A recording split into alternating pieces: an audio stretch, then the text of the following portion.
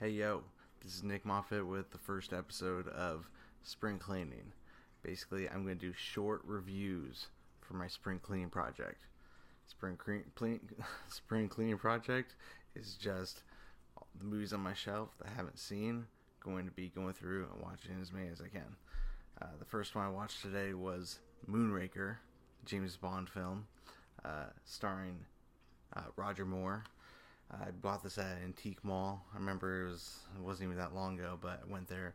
They had a bunch of James Bond movies with the Ultimate Collection, these like small DVDs, and I couldn't decide how many to get. They were $1 each, and I'm trying to like James Bond. Like the thing is, historically I'm not a fan of James Bond, but I watched The Man with the Golden Gun with Roger Moore, and I thought it was pretty sweet. So I decided to just go with Roger Moore, and I bought five more Roger Moore movies, including The Spy Who Loved Me, Live and Let Die, A View to a Kill, and Octopussy.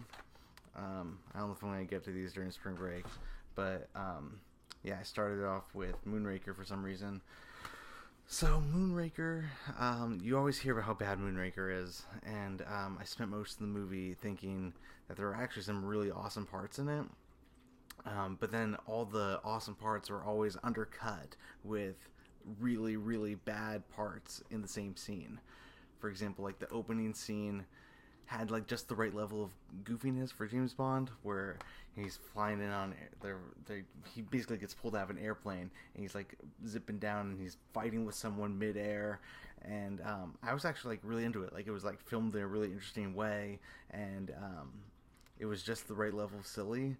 But then the scene was ruined because at the end the bad guy fell into a circus tent and the circus tent collapsed. You know, it's like they kept undercutting themselves with like too much over the line cheesiness.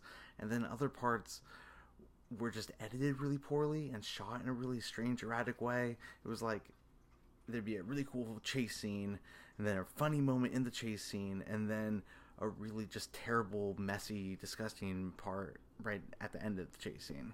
So it was like the movie kept shooting itself in the leg. It had the tone, but then it would like be bad. And then James Bond went to outer space, and that was like the whole thing with Moonrakers. That's James Bond in outer space. But yeah, the outer space stuff was actually really boring. It was like James Bond went into 2001: Space Odyssey, but just the part where he gets out onto the moon, you know, and just kind of has meetings and stuff.